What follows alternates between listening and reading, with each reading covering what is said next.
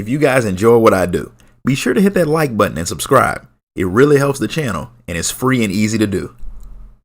Welcome to my channel where we cover the lore of video games.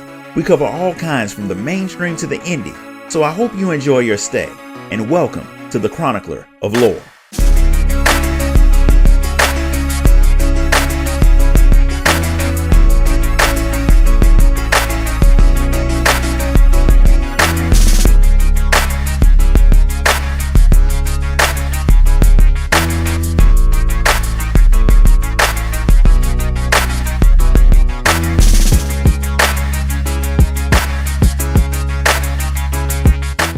Before we get started with today's video, I have an announcement to make.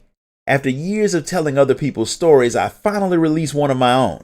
My novel Eternal Reign is available now in both ebook and paperback format for those of you who are like me and prefer to collect physical media. You can grab a copy right now on Amazon through the link in the description of this video. And now back to our regularly scheduled program. Since the problem of new Garleans turning into monsters has been dealt with to the best of his abilities, Fortuno is ready to focus on breaking through the blasphemy's barrier. Since blasphemies tend to act kind of like they did when they were regular people, he figures it'll be a good idea to find out more about who Nerva was. Fortunately, there are some prisoners from the 3rd Legion at Camp Broken Glass who've been freed from tempering and are ready to be questioned, so the Warrior of Light and Fortuno head over there to do just that. One of the prisoners is Vergalia, the woman who served directly under Nerva, and she's the perfect person to talk to.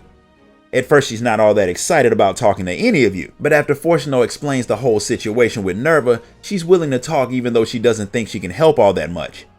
The last time she had seen him was right after the Civil War had started. Nerva had spent most of the day listening to the radio and waiting for news that would let him know that his side had started to win. The next day, Vergalia left for the front line, which was when the noise that tempered them all had come from the Tower of Babel. She doesn't remember much after that, but she had heard that the radios had kept the people near them from getting tempered, so Nerva would probably have never been taken over. That would actually have been a bad thing for him, since he was so devoted to Garlemald. Being aware and having to watch the nation fall definitely would have made him turn into a blasphemy. Since the Tower of Babel was built right on top of the throne that Nerva wanted so much, it makes sense that his blasphemy form would set up his base there. While she's giving you all of that information, Connie Senna finally shows up, and she's pretty positive that the barrier blocking your way into the tower is made up of ether, despite the fact that blasphemies don't have ether. She can feel the ether flowing from the land to the tower, which is what the tower was made to do, so whether the blasphemy can use ether or not is irrelevant. Even though she's pretty sure about what she's sensing, she wants to get a closer look, and she wants you to come with her just in case stuff tries to eat her. The fact that she has Fordola, Lawrence, and Ugiri with her means her chance of dying is already 0. But she wants a full raid party, so you agree to tag along. Vergalia wants to come too. She's still way too hurt to fight, but she knows the land better than any of you, which is more helpful than you might think. So once it's all been cleared with her guard, you all head off to the area where Connie sensed the largest deposit of ether. Connie was obviously right, but since all of the other towers that the Telophoroi made to steal the planet's ether were wiped out, the ether drain should have stopped. She doesn't know why it hasn't, but before she can think too long about that, Lauren senses somebody watching you all. Ugiri and Fordola head off to kill your stalker, but it turns out to be Nero. As usual, he's clearly plotting something, and if he's following you around, it's probably because his plan didn't exactly work out. Lawrence figures that the man had been trying to get to the moon, but he couldn't get through the barrier either. That's true, and since Nero knows that the Warrior of Light usually finds ways to overcome obstacles, he figured that she would eventually find a way through the barrier, so he's been following her. He also wants to see if your little group is smart enough to figure out a way through before he does. What he really means is he doesn't want to fight the blasphemy on his own because he's fond of living.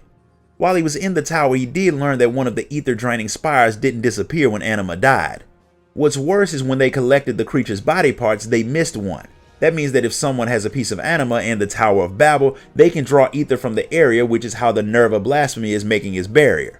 That's worse than it seems, because if he draws too much ether from the area, Garlemald will be totally wiped out. So you all need to deal with the thing fast, since what Nerva has done has made the tower unstable. It'll explode soon according to Nero, and that will destroy all of the ether in the area and make getting to the moon impossible, which is more important to him than saving his homeland. The only way to break the barrier is to find the missing piece of Anima, which is ironically its heart, and there's no telling where Nerva might have hid it. Vergalia actually thinks she knows where it might be. While she was tempered, they were ordered to build a facility in an out-of-the-way spot. She doesn't know what it was for, but since it was under Anima's orders, it's a good place to start looking. The place is probably heavily guarded, so Lawrence thinks that a smaller group will have a better chance of getting inside and looking around. So while him, Fordola, and Yugiri go to hopefully shut down the barrier, the rest of you get ready to attack the tower. In the midst of all of that, another minor problem pops up, because of course it does. Some Garleans have left the camp and are headed to the Tower of Babel. They heard that Nerva was there, but they didn't hear the part about him being a monster. They're walking toward their death, so you go to get them before they get killed. You find them before they get murdered and explain that Nerva is building an army in the Tower of Babel, but it's an army of monsters. Hearing that makes them just a tad less excited about going, but it also takes away their last hope of going back to the way things used to be. Fortuno lets them know that him and his people plan on helping rebuild the nation, but they don't seem to really see that happening any more than the other Garleans had. But they do find his idea of joining the expedition to the moon to be a good one, after Nero tells them to grow a pair and stop whining. Most people only need a good kick in the backside to make them do what they should be doing anyway, and Nero's always happy to be the one doing the kicking.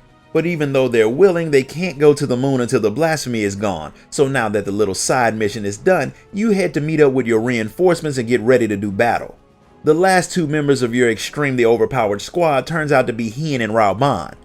They get there right before the call comes saying that Lawrence and his squad have found Anima's heart, because of course it'd be in the first place that they looked, and now the barrier is gone, so your raid party filled with main characters who you've never seen fight together head into the tower to take on Nerva and his army. No matter how cool it is to have the leaders of all of the major nations fighting with you, there's a very practical reason why stuff like this should never happen. If the mission goes bad and the tower explodes, or a random arrow kills practically anyone in your party, entire nations will be thrown out of whack. In fact, if Merlwyb dies, Limsa Lominsa would end up in worse shape than Garlemald, since she's pretty much the only thing keeping the nation from going back to its pirate roots. And considering how many blasphemies Nerva has serving him, death was a very real possibility. And that says nothing about the transformed Garlean himself. The people said he was the strongest blasphemy, something they had no way of knowing before this fight, but they weren't wrong. It took a lot of work to bring it down, but your very overpowered squad gets the job done.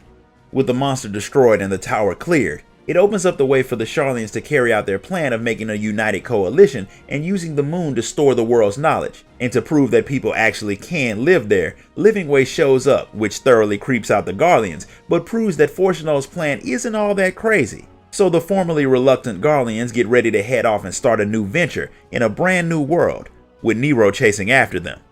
This concludes the story of Endwalker's role quest.